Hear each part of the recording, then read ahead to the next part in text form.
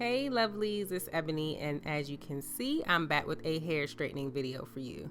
So just like always, we're going to start on freshly washed hair. There's absolutely nothing in my hair at this moment. So I'm going to go ahead and add the Amika Cure Multitask Repair Treatment. I love this product. I use it all the time to help with getting my hair nice and moisturized and defined prior to putting in my curly hair products for a wash and go. And this is my first time using it for, a hair straightening session. So we'll see how it all turns out.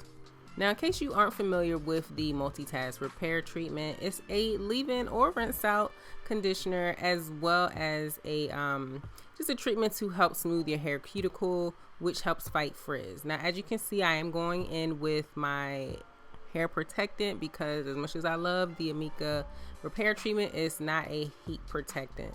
So, did I say hair protectant? I meant heat protectant. So anyways, I'm gonna go in. I actually already went in. Let me get myself together, y'all. It's been a while since I did a voiceover. I went in with the Thermal Wonder heat protectant, my favorite heat protectant. You guys know this if you've been following me for a while. And by the way, I will put all the products in the description box because for some reason I forgot to show that one to the screen. I guess I'm so used to using that heat protectant that I'm like, y'all already know what I'm doing. Now to blow dry my hair, I'm going to be using the Rev Air hair dryer, and if you notice, I did not speed up this section of the video because I want you guys to see just how long I keep my hair in the tube. Now the Rev Air, if you aren't familiar with it, it's literally like a vacuum for your hair. Instead of the tool blowing air out onto your hair, it sucks your hair down in the tube, pulling all that water away from your hair. It's so much easier than using a traditional style blow dryer. And as much as I love my Dyson Supersonic, I still choose this Rev Air over that every time in order to blow dry my hair because I don't have to work my arm like I do with the traditional blow dryer. With this hair dryer, all I have to do is just hold the tube in place and let it do all the work. Just suck my hair down in there and dry it, and it straightens it at the same time. It doesn't get it bone straight, of course, but it does pretty well and gets my hair nice and ready for the flat iron. And just in case you're wondering, on average I spend around 4 minutes on each section, mostly because I don't want to just hit my hair with the highest heat setting right away. And by the way, the Rev Air only gets to about 176 degrees Fahrenheit on its highest heat setting, so I don't have to worry too much about heat damage. But that little button right at the top of the tube, that button controls the heat temperature levels. So you have a low, medium, and high heat setting. I like to start with the medium setting because it's just, more comfortable for me. And then when I get to the lower half of my hair, which is where I'm at now, I'll set it to the high heat setting just to finish everything off.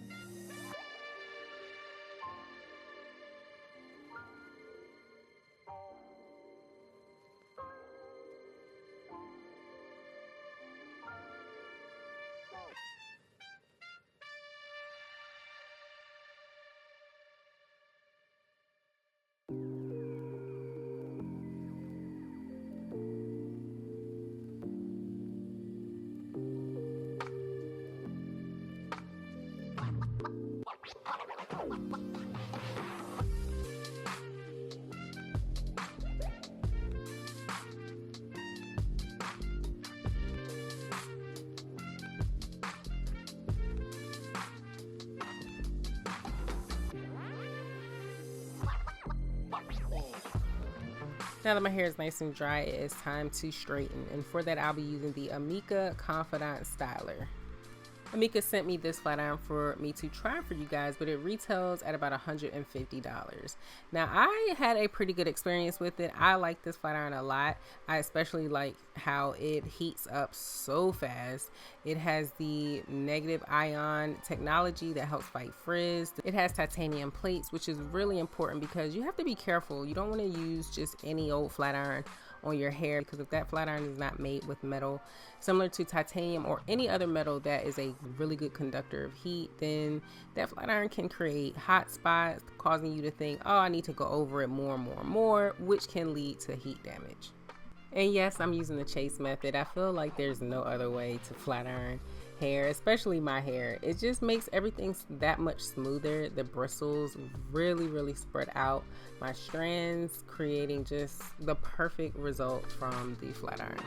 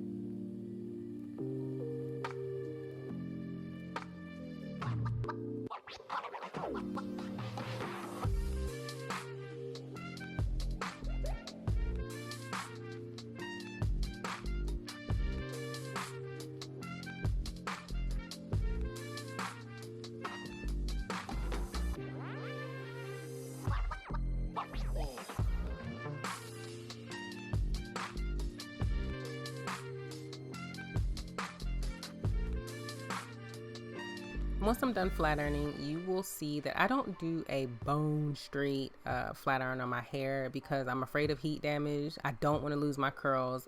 And plus, I like a little volume with my straight hair. I'm so used to seeing volume with curly hair that super bone straight hair, I just feel like it makes me look crazy. So I don't go overboard. And by the way, I think this took me about an hour and a half to finish. So this is the next day. What is it? Pro tip or video secret, whatever. I went and got my ends trimmed. Nothing major, just a little bit of cleanup from when I got my hair cut curly. So this is the final look, you guys. I did those little buns to help give it a little bit of wave. Of course, they were gone in 5 minutes, but hey, it is what it is. If you enjoyed this video, go ahead and give it a thumbs up.